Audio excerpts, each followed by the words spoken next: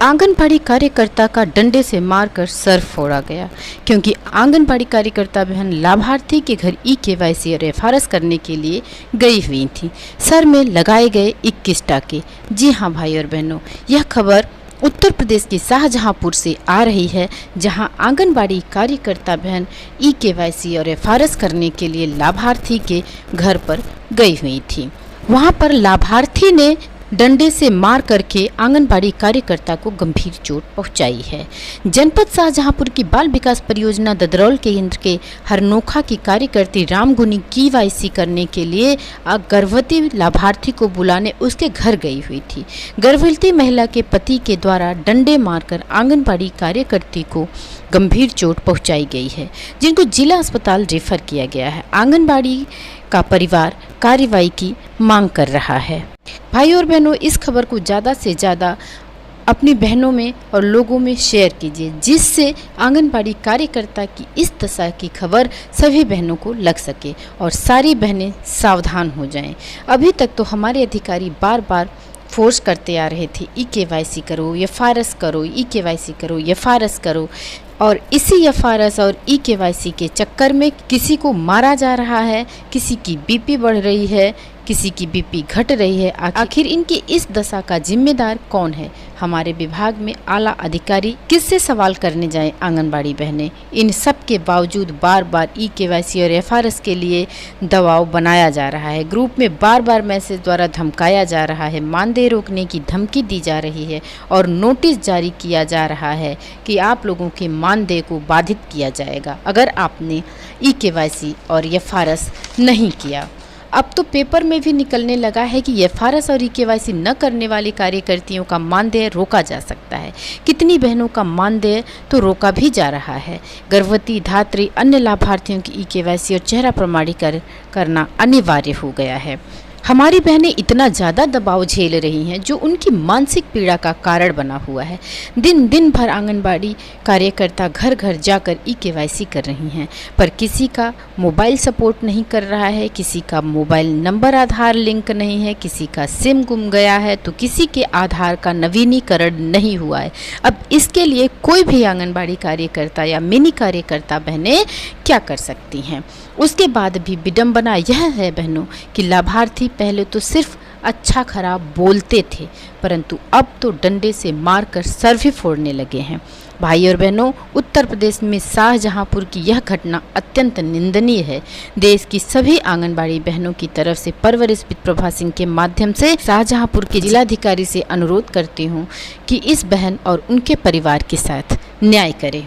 बार बार group पर message किया जा रहा है, 8 बजे से 4 बजे तक आप लोग कैंप लगाकर काम कीजिए, अपने आंगनबाड़ी केंद्र पर उपस्थित रहिए। पूरे दिन बहनें 6,000 रुपये की नौकरी में काम करें। नियुक्ति जब की जा रही थी तो हाई स्कूल पास पर आंगनबाड़ी कार्यकर्तियाँ रखी जाती थी, जबकि सब जानते हैं कि पहले प्राइमरी में अंग्रेजी का नामो निशान नहीं था। और आज उन्हीं बहनों से जो कि अब रिटायर होने के कगार पर हैं, उनसे ऐसे काम कराए जा रहे हैं जिसकी वजह से वो मानसिक पीड़ा का शिकार होकर के दबाव को नहीं झेल पा रही हैं और किसी का बीपी लो हो रहा है, किसी का बीपी बढ़ रहा है, किसी को कुछ दिक्कत हो रही है तो किसी को कुछ दिक्कत हो रही है। मैंने कहती हैं दिन भर रात भर नींद नहीं आ रही है, बस ये सोच के कि कैसे किया जाए, क्योंकि बहुत सारे आंगनबाड़ी केंद्रों पर हाल ये है, बहुत सारे क्या ज़्यादा से ज़्यादा आंगनबाड़ी केंद्रों पर हाल ये है कि एक बार तो आधार से किसी तरह से अपना मोबाइल नंबर लिंक कराते हैं जब वो आधार बनवा रहे होते हैं, लेकिन अगर कोई भी दिक्कत होती है, उनका सिम खो जाता है, उनका रिचार्ज ख़त्म हो जाता है, तो वो दूसरा सिम ले लेते हैं, जिसकी वजह से OTP जाने में समस्या हो रही है। और जब तक आधार जिस नंबर से लिंक है उस नंबर पर OTP नहीं जाएगी, तब तक कोई भी ई-केवाईसी नहीं होगी, और ई-केवाईसी नहीं होगी तो एफआरएस के लिए वहाँ से आगे भी प्रोसीड नहीं हो पाएगा। तो ये सब दिक्कतें बनी हुई हैं। अब इन सब दिक्कतों की शिकायत आंगनबाड़ी बहनें किससे कहने जाएं। अगर अपने अधिकारी से बोलती हैं, अपने सुपरवाइज़र से बोलती हैं, तो वो सीधे बोलते हैं कि आप लोग लाभार्थी को बोलिए कि वो करेक्शन कराएं, वो लिंक कराएं, आधार से लिंक कराएं। आधार और लाभार्थी को बोलो तो लाभार्थी बोल देते हैं कि हमारे पति परदेश हैं, हमारा बेटा यहाँ है, तो जब वो आएंगे तब होगा। तो आने वाले आएंगे कभी दिवाली की छुट्टी में और कभी होली की छुट्टी में। साल में 2-2 बार जो परदेश में रहते हैं, पानी पूरी बेचते हैं, कुछ भी अपना काम करते हैं, तो वो रोजी रोटी के लिए अपना काम देखें कि एक KYC कराने आए 10,000 रुपये और 8,000 रुपये लगा करके, जो दूर दूर रहते हैं। तो ये सब समस्याएं हैं। इन समस्याओं का समाधान आखिर कैसे किया जाए। भाई और बहनों, जब काम की बारी आती है, फ्रंट पर खड़ा करना होता है, महामारी के खिलाफ किसी अभियान को सफल बनाना होता है, तब आंगनबाड़ी कार्यकर्ती बहुत अच्छी है, उनकी प्रशंसा की जाती है, बहुत अच्छा काम करती हैं, उनकी प्रशंसा की जाती है। यशोदा माँ होती हैं वो, पर अब कहाँ हैं वो लोग। क्या इस बहन को न्याय दिलाएंगे वो लोग? क्या उस बहन का दर्द खत्म हो जाएगा? भाई और बहनों, विभाग को और सरकार को ये मैसेज इस वीडियो द्वारा ज़रूर पहुंचना चाहिए कि चोट भले ही इस बहन को लगी है, पर दर्द सभी आंगनबाड़ी कार्यकर्ती बहनों को हो रहा है। ये चोट बहन के सिर्फ सर पर नहीं, बल्कि सभी आंगनबाड़ी कार्यकर्ता बहनों के मान सम्मान और स्वाभिमान पर भी लगा है, जो इतने कम मानदेय पर भी सर उठा के सम्मान के साथ जीवन जीना चाहती हैं और अपने परिवार का भरण पोषण करना चाहती हैं, और उनको करने नहीं दिया जा रहा है। इस बहन को बहुत ज़्यादा चोट लगी है, 21 टाँके लगे हैं। भगवान ना करे अगर कल को इस बहन के साथ कुछ हो जाता है तो इनके परिवार की जिम्मेदारी कौन लेगा? इनके बच्चों का भरण पोषण कौन करेगा? इस बहन की जिम्मेदारी लेंगे हमारे अधिकारी? अगर बहनों के ऊपर इतना प्रेशर ना पड़े तो ऐसी घटनाएं ही ना हो। भाई और बहनों, इतनी बार कहा जा रहा है कि पहले कैंप लगवाओ, लाभार्थी का आधार सही करवाओ, उसके बाद ही KYC का काम सौंपिए, मोबाइल सही दीजिए, सही इंटरनेट की व्यवस्था कीजिए, तब काम सौंपिए। तो कम से कम ऐसी दशा तो ना हो आंगनबाड़ी कार्यकर्ती बहनों की। बहनों, ये जो घटना हुई है वो अत्यंत निंदनीय है।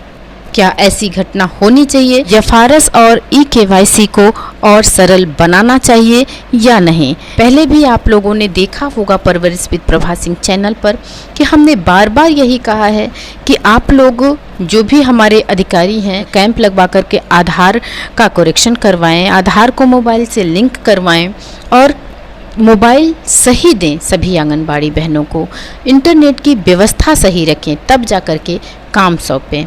तो हमारी बहनें काम करने से पीछे नहीं हट रही हैं, काम करने के लिए उन्हें कहा जा रहा है, परंतु उन्हें कोई सुविधा नहीं दी जा रही है। बस वही हाल हुआ है कि समुद्र में इनको फेंक दो, अब अपना हाथ पैर मारें, बचना हो तो बचे, ना बचना हो तो ना बचे। बस वही हाल हुआ है आंगनबाड़ी कार्यकर्ती बहनों का। तो भाई और बहनों, आपका इस वीडियो पर क्या विचार है मुझे कमेंट द्वारा जरूर बताइएगा। लोगों से अनुरोध है कि एक काम आप लोग भी जरूर कीजिएगा, इस वीडियो को ज़्यादा से ज़्यादा शेयर कीजिए, जिससे सिर्फ उत्तर प्रदेश की ही नहीं, देश की कोई भी बहन ना छूटे इस समाचार को और इस खबर को जानने से, ताकि हमारी बहनें FRS और KYC करते समय सावधान तो रहें, किसी लाभार्थी के घर जाते समय सावधान तो रहें, कहीं ऐसा ना हो कि उनके साथ भी ऐसी घटना घट जाए। तो कुछ और नहीं, भगवान ने इस बहन को तो बचा लिया, लेकिन ज़रूरी नहीं है कि इतनी चोट खाने के बाद सभी लोग बचे ही रह जाएं। तो अपने विचार हमें कमेंट द्वारा ज़रूर दीजिएगा।